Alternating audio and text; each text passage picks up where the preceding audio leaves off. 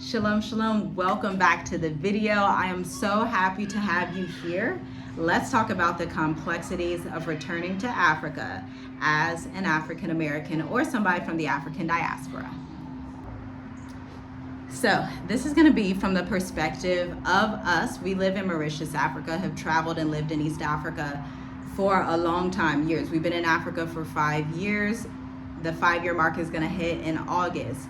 But with Mauritius specifically, because this is the context I'm coming from, there is also an African diaspora here that most people don't know. African Creoles that were taken in slavery from Tanzania, Congo, Mozambique. One of the books I was reading actually says some came from Nigeria, which was kind of like hard to believe, but I'm like, hey, I guess if, you got the sources, so I guess I don't know how that worked out, but some apparently came from West Africa. I was looking into some of the historical documentaries here and they were telling me about that in the books. But listen, returning to Africa is so complex and diverse because you have 54 countries. Most of us from America and even African people, like you can talk to people in Tanzania that know nothing about Mauritius. You can talk to people in Mauritius that know nothing about Ghana. You can talk to people in South Africa that know nothing about Tunisia, okay? And so understand that you're dealing with a diverse continent. One of the biggest continents on the face of the earth, very diverse. It has the most diversity in language, culture, ethnic groups, all of it. Like, it's not just, oh, everyone's black, we're all the same. Like that's not it. It's so much deeper than that, and you have to understand that. So what works in one country isn't going to roll in another. What happens in another isn't going to roll in another country. This is why we say, look at the least corrupt African countries list. You're going to see countries like Seychelles, Rwanda, Mauritius, Botswana, Namibia, and Senegal, and Ghana, okay? Because not all of them are the same. And this is one of those complexities that people run into. People will see something on YouTube, on social media about one particular area and thinking it applies to the whole thing, and it's just not true. So you do have to have a level of understanding, patience, and discernment, and know that you don't know everything. You don't know until you get there. For a fact, you don't know. And so just understand that. But let's talk about why we chose to move to Africa and continue to stay in Africa from a diaspora perspective. Now, we are a family. I'm married. I've been married for about a decade now. I've been with my husband for a very long time, and we have 5 beautiful, wonderful, smart, educated, homeschooled, blessed, prosperous, getting very tall children. Okay, and so we had 2 of them while we were in East Africa, home births. But our whole goal, honestly, since 2015, when I turned 18 years old, I said to myself, I said, America's not sustainable. You can take it or leave it, but this is my perspective, and what the Most High showed me is my daughter. America's not sustainable. Don't raise my children in that land. I said, okay, Father, okay.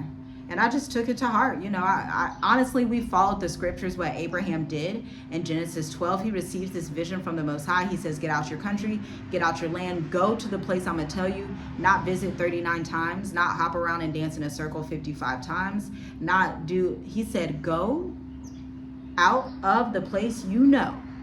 This is Bible, Genesis 12, look it up. Don't look back.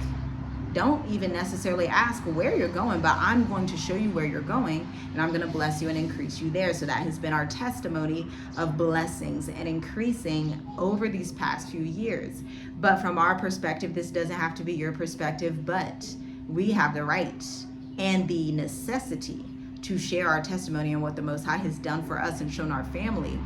He said, go and do not return. When he says go, you may receive it through reading the scriptures. If you're someone that's in the Bible, if you're accustomed to the Spirit of the Most High, then you already know what his voice sounds like. When you're reading scriptures, you receive a sense of peace and a sense of urgency. Peace combined with urgency, knowing that you can execute on the vision and the idea that the Most High has given you. So you can testify of his greatness and his authority and his rulership to the kingdoms of the world, okay? And so that was our whole thing.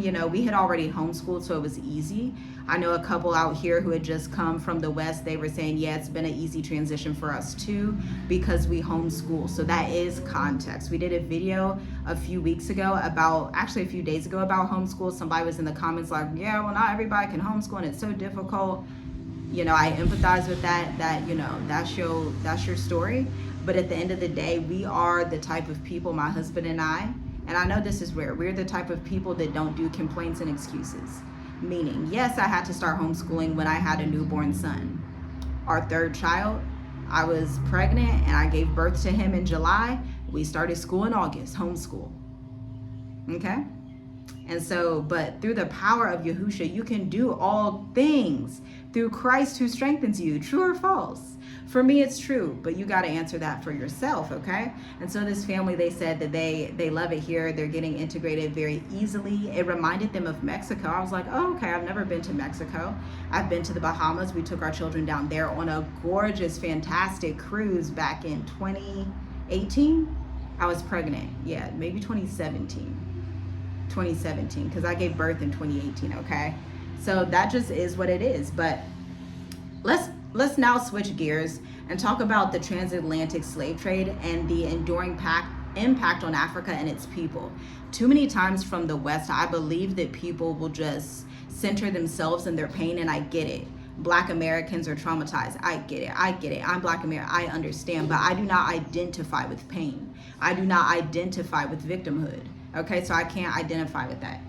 Okay, so this is why when we go into Africa, we start to see things from the locals' perspective and understand, oh, this is more than just African Americans were taken in slavery. Mauritians, African Creoles were taken in slavery. Mauritians from Indo descent were taken in slavery and indentured servitude. The entire continent was colonized. It's not about me, but it's more so about understanding the connections that we all have and what unifies us as a global African diaspora people. And I'm including the people that are in India, the people that are in Australia, all of the indigenous that have all come under colonization and different forms of slavery. Let's be honest. That includes the Afro-Iranians, that includes the Afro-Saudi Arabians that nobody likes to show on the televisions. That includes everybody. Facts, okay? And so that's the context. So with a lot of people wanting to come to Africa, understand, like, when you come, do not come with the mindset of me, because you won't like it here, because it's not a me society. When you're traveling so that you can understand people and empathize with other humans that are not just from your culture. Okay, that's the whole context of traveling. That's why we wanted to become digital nomads in the first place.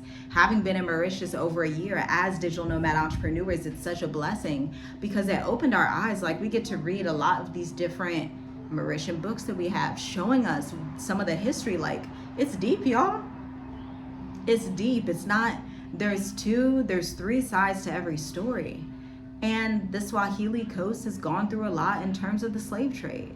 The Mauritian Islands, the African islands in general, Seychelles included, Madagascar included, have gone through a lot in terms of colonialism and the slave trade, okay? South Africa as well, where there were actually South African slaves in wineries down in the West Cape. What do they call it? West Cape? Not West Coast. In the West Cape, we're not America. We're not on the West Coast.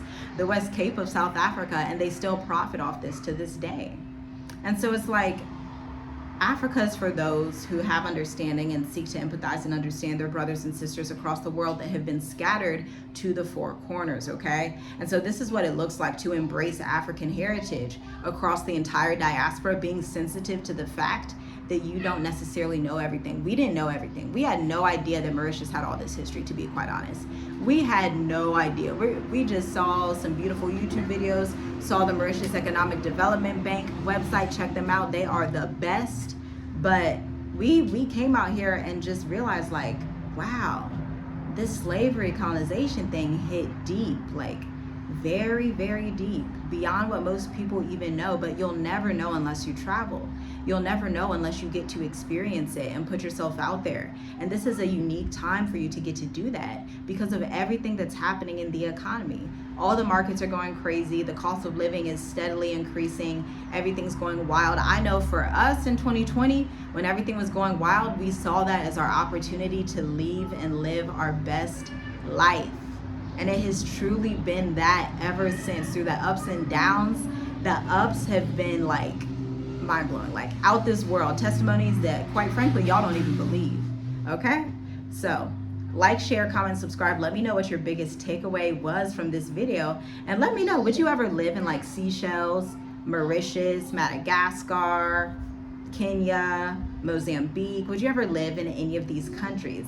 By the way, somebody had commented about them living in Madagascar and how much they love it. Shout out to that sister. I think that's amazing. I would love to visit Madagascar because it's just right here, okay? It sounds amazing. And my husband has been wanting to visit Madagascar for years, literally. And so it's very close. So it's probably going to happen sooner rather than later. Shalom, shalom. Be blessed on your journey. Enjoy your travels and seek to understand humanity and really love and see humans the way that their creator does. Shalom, shalom.